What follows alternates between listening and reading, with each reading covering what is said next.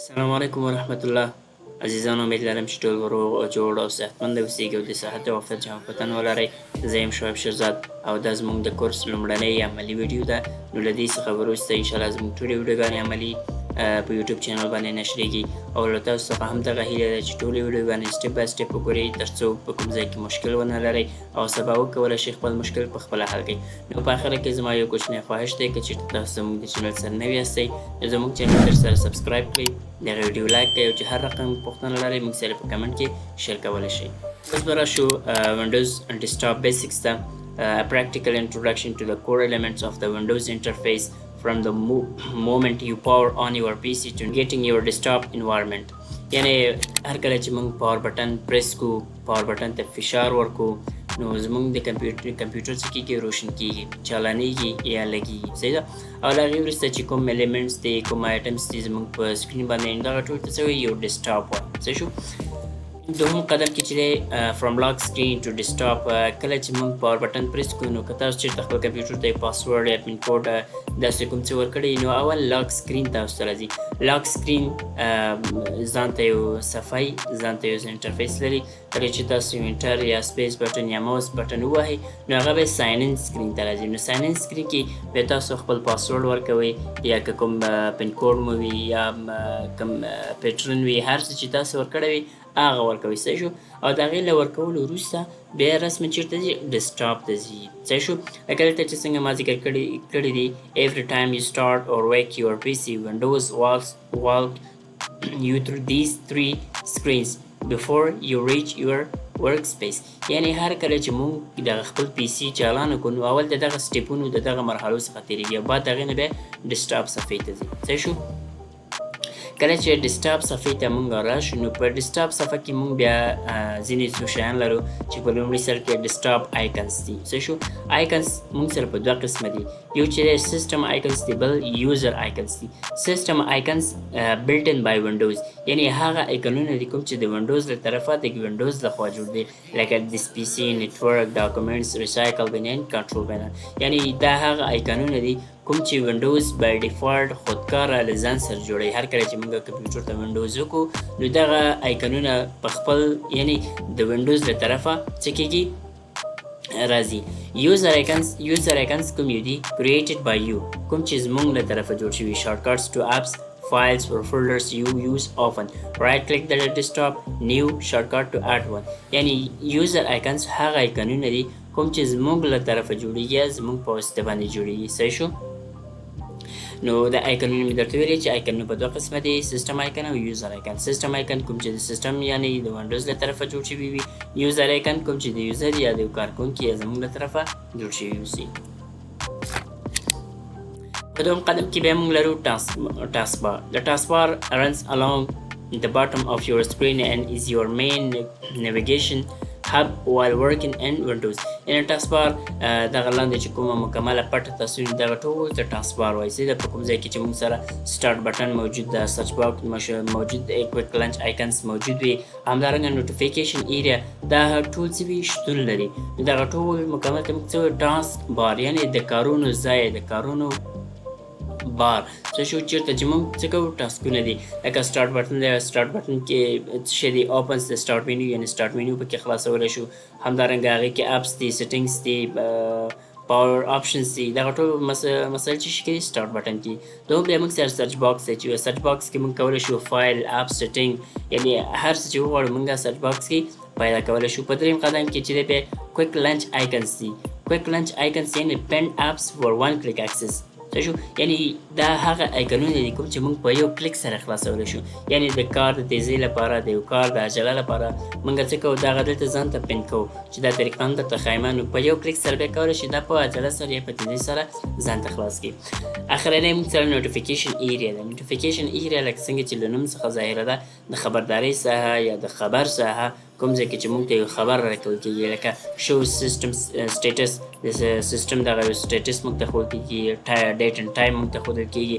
همدارنګه والیوم and apps alerts on the far right یعنی مونږ که بیټري ګورو انټرنیټ ګورو یا وای فای ګورو همدارنګه سیسټم سټیټس ګورو کوم نوټیفیکیشن یا خبرتیا چې د وینډوز له طرفه راځي دا هم ګورو والیم چیک کوو یعنی دغه زیات مسایل چې په نوټیفیکیشن ایریا کې شتون لري صحیح شو نو د همدې له خاطره ورته نوټیفیکیشن ایریا یعنی د خبردارۍ ساحه ویل کېږي صحیح شو.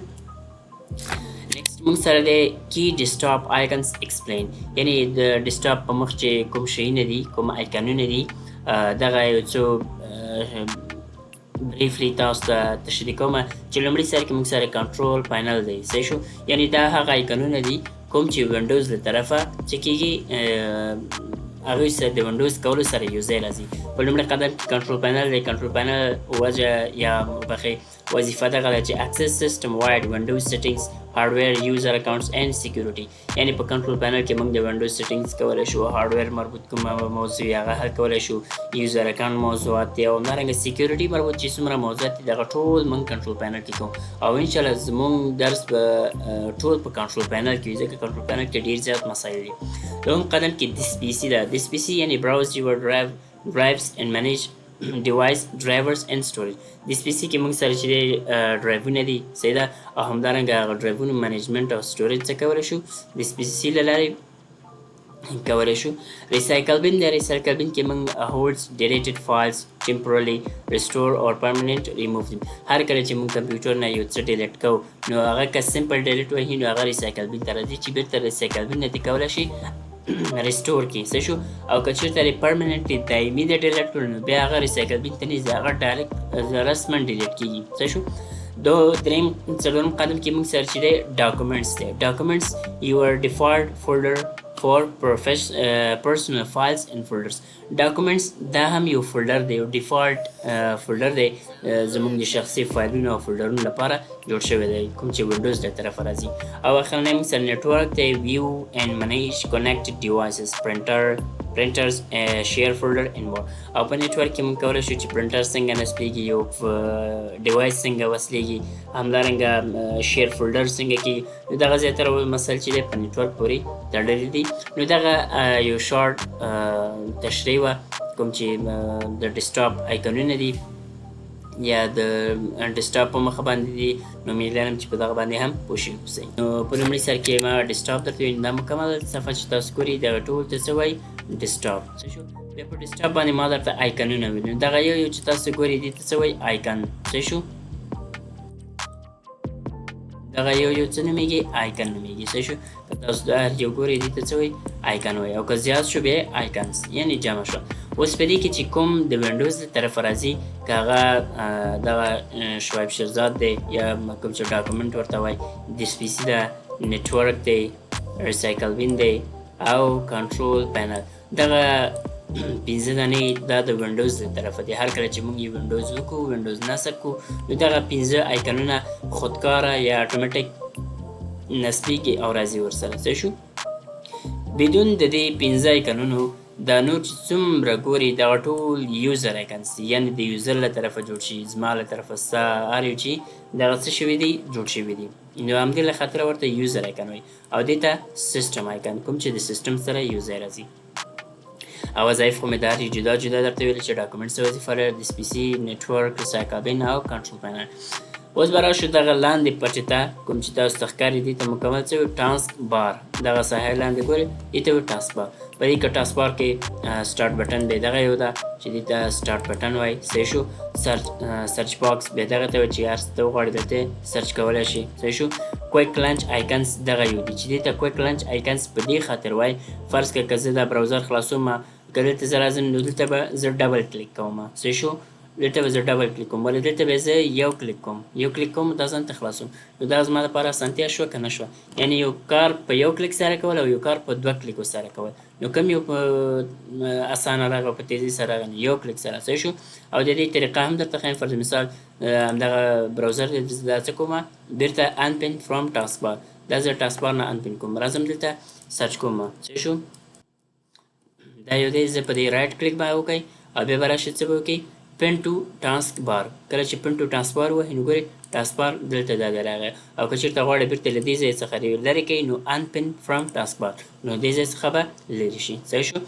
بل چې دا ما درته ویل دغه نوټیفیکیشن ایریا په دې معنا ده چې دلته موږ ته ډېر معلومات راکول کېږي یعنې ډېر خبرداری راکول کېږي. فرض مثال کومه ژبه کاروم وای فای وصل ده نه ده وصل غږ یعنې ساوند سپیکر کار کوي نه کوي چارج څومره دی تاریخ کوم یو دی ساعت څو بجې دي او همدارنګه نور نوټیفیکیشن د ګورې مایکروسافټ اکاونټ لخوا همدارنګه ګوګل کروم دی نور چې کوم مهم نوټیفیکیشن وي یا دغه وي پیغامونه وي د وینډوز له طرفه یا د وینډوز اپډیټ له طرفه وي نو هغه ټول دلته موږ ته راتلی شي. نو همدې له وجې ورته څه ورته وایي نوټیفیکیشن ایریا. صحیح شو. نو امید لرم چې ته دغه ځای پورې پوه شوي اوسېږئ.